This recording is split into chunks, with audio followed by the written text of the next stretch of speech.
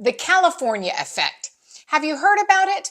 Well, what it is California's attempt to bypass Congress and to impose that state's political agenda on the rest of the nation through regulation. A number of years ago, state lawmakers in California passed a regulation that said if you're a pork producer and you want to sell your products in our state, the pens that you raise those sows and then the pigs in that have to meet certain California state standards. I found this great, just 1 minute clip from a pork producer in Iowa named Doug Mogler. And he explains what California's Proposition 12 has meant for pork producers around the nation.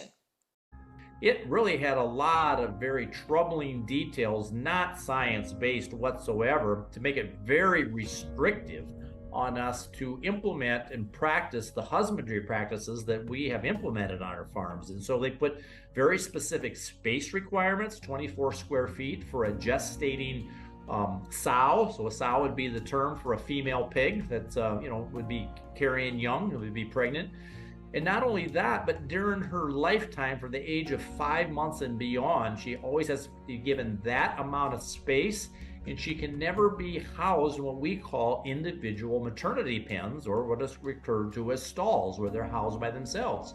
And the reason we do that is to protect themselves from themselves. And so very troubling to us that somebody else would impose standards when who knows best other than those of us who for multiple generations, skills. I mean, really the only way you learn that is to live it. Joining me now is Rick Manning, the president of Americans for Limited Government. And Rick, you are a native of California. You've been watching this so-called California effect for a number of years now. Can you explain how one state can attempt to regulate an entire nation? California has a massive economy, and they use that economic strength to the advantage of their social programs, their environmental programs. Most people don't realize it, but California's economy is larger than the UK's, meaning it's the fifth largest economy in the world if it were a standalone country. By contrast, if you combined Florida and Texas's economy together, they would basically just barely be the same size as California. So they're huge, and they use that economic power to force economic outcomes across the country, using that political and economic power to their advantage. Now, is there one case that sort of started this, or tell me about how this got started even? Well, we saw there's something called the CAFE standards, which are the fuel efficiency standards that the federal government sets. California, a long time ago, like 30 years ago, got a waiver from those standards so they could make them stricter. And as a result, you originally had California cars, but over time, manufacturers just said it's cheaper just to make one car. And so you ended up seeing those California cars becoming the cars that are sold all over the country. So they actually forced manufacturers into imposing stricter standards on the rest of the nation than the federal government was imposing.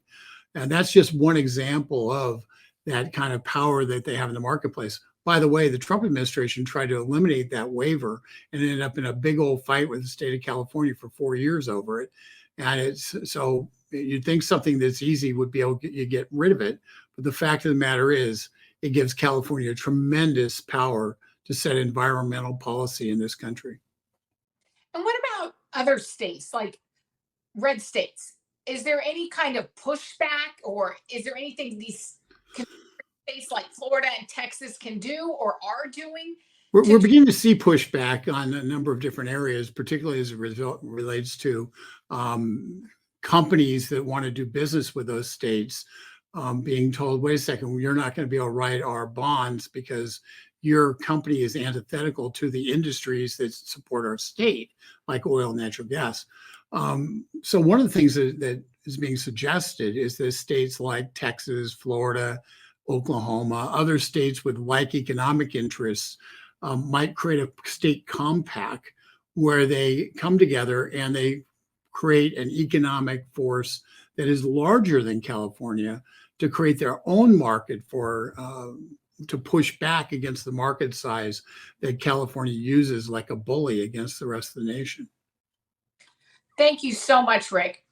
Another example of this that I think many of us are familiar with is when Governor Newsom said that he would try to cut the contract with Walgreens in the state of California over Walgreens' decision to stop selling certain abortion pills in their facilities. And Governor Newsom said, you know, if you do that, you won't be able to sell anything in this state. And that's just an example, one of many, where Governor Newsom and California state lawmakers have said, look, we are going to try to impose our values on the rest of the nation, and we can do it because we have such a large economy. And the fact that the U.S. Supreme Court recently ruled that, at least in the case of pork production, it is okay for California to impose its regulations on the country is troubling to me. If you like what we're doing here at Americans for Limited Government and you believe that we need smaller government, we need less government spending, please like and share this video and subscribe to Americans for Limited Government on YouTube and Rumble.